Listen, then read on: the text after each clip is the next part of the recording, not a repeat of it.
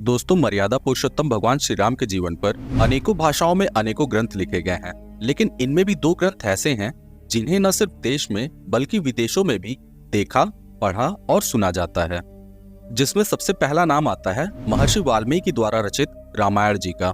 इस पवित्र ग्रंथ में 24,000 श्लोक, 500 उपखंड और 7 कांड हैं। रामायण के बाद यदि बात करें प्रभु श्री राम पर लिखी गई दूसरे सबसे प्रसिद्ध ग्रंथ की, तो वो है गोस्वामी तुलसीदास द्वारा रचित श्री रामचरितमानस। तुलसीदास द्वारा रचित श्री रामचरितमानस में 9,388 चौपाई, 1,172 दोहे, 87 सोरठे, 47 मंत्र और 208 छंद हैं। वहीं तुलसीदास जी ने भी इस महान ग्रंथ को 7 कांडों में विभाजित किया है। रामायण और श्री रामचरितमानस के बीच भी महर्षि वाल्मीकि द्वारा रचित रामायण को सबसे सटीक और प्रामाणिक माना जाता है, क्योंकि प्रभु श्री राम और रामायण काल से जुड़ी हुई ऐसी कई घटनाएं हैं जिनका जिक्र न अन्य भाषाओं की रामायण में मिलता है, न ही गोस्वामी तुलसीदास जी के श्री रामचरितमानस में मिलता है। दोस्तों, आज रामायण के विषय में कौन नहीं जानता है। बच्चे से लगाए बूढ़े तक रामायण के विषय में चर्चा करते हैं। किताबों से लगाए टीवी तक पर रामायण के बारे में बहुत कुछ बताया और दिखाया जाता है। लेकिन क्या आपको पता है, महर्षि वाल्मीकि द्वारा रचित रामायण और गोस्वामी तुलसीदास जी द्वारा लिखित श्री रामचरितमानस में ऐसे अनेकों तथ्य हैं जिन्हें न किसी टीवी सीरियल में न ही किसी अन्य पुस्तक में बताया गया है। और ऐसे ही कई अनसुने तथ्यों को मैं आज आपको बताने वाला हूँ, जिसे सुन के आपका भी दिमाग चकरा जाएगा। तो चलिए जानते हैं रामायण के इन अनसुने तथ्यों के बारे में। क्या महाराज दशरथ की सिर्फ 3 ही रानियां थी? दोस्तों, आपको जान के हैरानी होगी कि महाराज दशरथ की सिर्फ 3 नहीं बल्कि 353 रानियां थी। जी हाँ, चौंकिए मत, क्योंकि ये सत्य कभी नहीं दिखाया गया, इसलिए लोग इस सत्य से वाकिफ नहीं हैं। कौशल्या, सुमित्रा तथा कैकेयी दशरथ की प्रमुख रानियां थी, लेकिन इनके अलावा भी दशरथ जी ने बहुत ही विपरीत परिस्थितियों में 350 अन्य राजकन्याओं से भी विवाह किया था। दरअसल एक राजा था जिसका नाम था सहस्त्रार्जुन। उसने भगवान परशुराम के पिता महर्षि जमदग्नि से उनकी कामधेनु गाय को चुराने के लिए अपने पुत्रों के साथ मिलकर महर्षि जमदग्नि का वध कर दिया था। भगवान परशुराम की माता रेणुका जी पति की हत्या से विचलित होकर उनकी चिता में ही सती हो गई। इस घटना ने भगवान विष्णु के शक्तिशाली अवतार भगवान परशुराम को इतना क्रोधित कर दिया कि उन्होंने संकल्प लिया, मैं इस धरा के समस्त क्षत्रियों का नाश करके ही दम लूंगा। जिसके फलस्वरूप वे धरती के सभी क्षत्रियों को नष्ट करने लगे थे।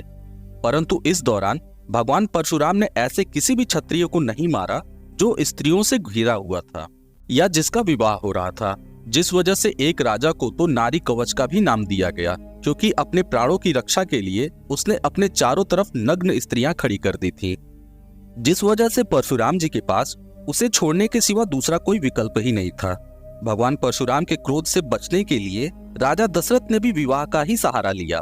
जब उन्हें परशुराम जी के किसी भी स्थान पर आने का संदेह होता तो वे उसी राज्य की कन्या से अपना विवाह करवाना प्रारंभ कर देते थे, जिस वजह से परशुराम जी न कभी उनसे युद्ध कर सके न ही कभी उन्हें मार सके। परशुराम जी अपने अभियान के तहत 350 बार अयोध्या के पास से निकले और दशरथ जी ने उतनी ही बार मृत्यु को विवाह से धोखा दिया। इस प्रकार उनके पास 3 प्रमुख रानियों के अलावा 350 रानियां और भी थीं। वनवास जाते समय प्रभु श्री राम ने अपनी 353 माताओं का आशीर्वाद भी प्राप्त किया था। क्या सच में प्रभु श्री राम ने स्वयंवर में धनुष को तोड़ा था? दोस्तों, तुलसीदास जी की श्री रामचरितमानस में वर्णित है कि प्रभु श्री राम ने सीता के स्वयंवर में भगवान शिव के धनुष पिनाक को उठाया था और धनुष पर प्रत्यंचा चढ़ाते समय शिव का धनुष पिनाक टूट गया, जिसके बाद माता सीता ने वर के रूप में श्री राम को अपनाया था। जबकि महर्षि वाल्मीकि की रामायण में सीता स्वयंवर का कहीं कोई उल्लेख प्राप्त नहीं होता है। रामायण के अनुसार महर्षि विश्वामित्र एक बार श्री राम और लक्ष्मण को लेकर मिथिला नगर गए थे, जहां उन्होंने राजा जनक से श्री राम और लक्ष्मण को शिव का धनुष दिखाने का आग्रह किया था। विश्वामित्र के आग्रह पर राजा जनक ने श्री राम और लक्ष्मण को भगवान शिव का धनुष पिनाक दिखाया। इसके बाद भगवान श्री राम ने पिनाक को उठा लिया और उस पर प्रत्यंचा चढ़ाने लगे, जिस वजह से भगवान शिव का धनुष पिनाक टूट गया। जिसके बाद महाराज जनक ने अपनी प्रतिज्ञा के विषय में बताया कि उन्होंने प्रण किया था कि जो इस शिव धनुष को उठा लेगा उसी से वे अपनी पुत्री सीता का विवाह कर देंगे। और इस प्रकार ये सूचना राजा दशरथ तक पहुंची और प्रभु का विवाह बड़े ही धूमधाम से संपन्न हुआ था।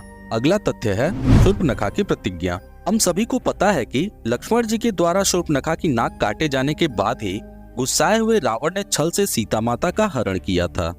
पर क्या आपको पता है कि एक युद्ध के दौरान रावण ने अपनी बहन शूर्पणखा के पति विद्युतजिह्वा का वध कर दिया था। दरअसल शूर्पणखा का पति विद्युतजिह्वा कालकेय नाम के राजा की सेना का सेनापति था। रावण जब अपने विश्व विजय के अभियान पर निकला था तब उसका सामना कालकेय की सेना से भी हुआ और इसी युद्ध में रावण ने शूर्पणखा के पति विद्युतजिह्वा का वध कर दिया था। अपने पति की मृत्यु से दुखी होकर शूर्पणखा ने रावण को मन ही मन श्राप दिया कि मेरे कारण तेरा सर्वनाश होगा। अगला तथ्य है पुत्र की पत्नी रंभा संग रावण का दुराचार।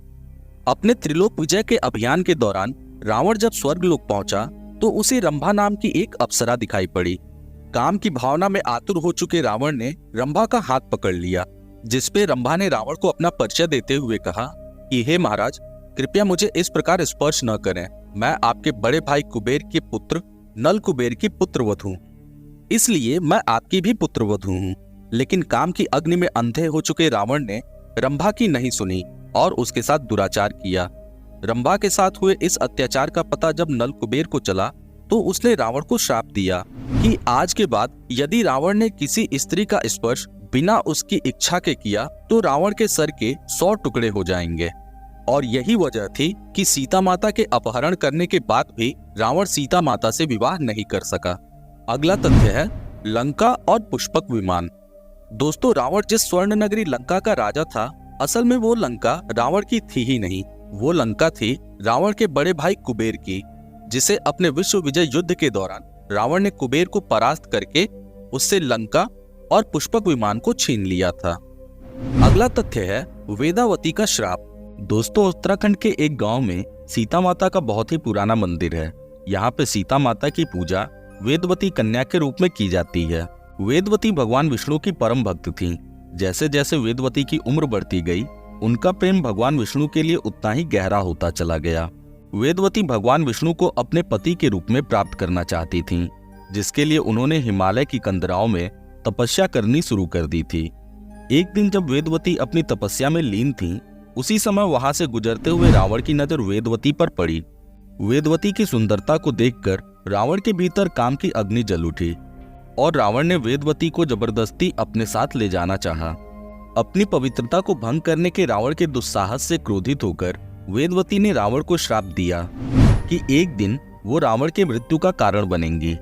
और इसके बाद अपने तपोबल से अग्नि प्रज्वलित कर वेदवती अग्नि में कूद गईं और अपने आप को भस्म कर लिया। रावण के कारण वेदवती भगवान विष्णु को प्राप्त नहीं कर सकी, परंतु वेदवती का श्राप और तपस्या खाली न जाए, इसलिए उनका अगला जन्म माता सीता के रूप में हुआ और सीता माँ के रूप में वेदवती ने भगवान विष्णु के अवतार श्री राम को अपने वर के रूप में चुना और अंत में रावण की मृत्यु का कारण भी बनी। तो दोस्तों, आज की वीडियो में बस इतना ही। उम्मीद करता हूँ कि जानकारी आपको जरूर पसंद आई होगी। ऐसी ही और रोचक जानकारी के लिए सब्सक्राइब करें हमारा YouTube चैनल धर्म टीवी। मिलते हैं फिर अगली वीडियो में एक और बेहतरीन जानकारी के साथ। तब तक के लिए राधे राधे मित्रों।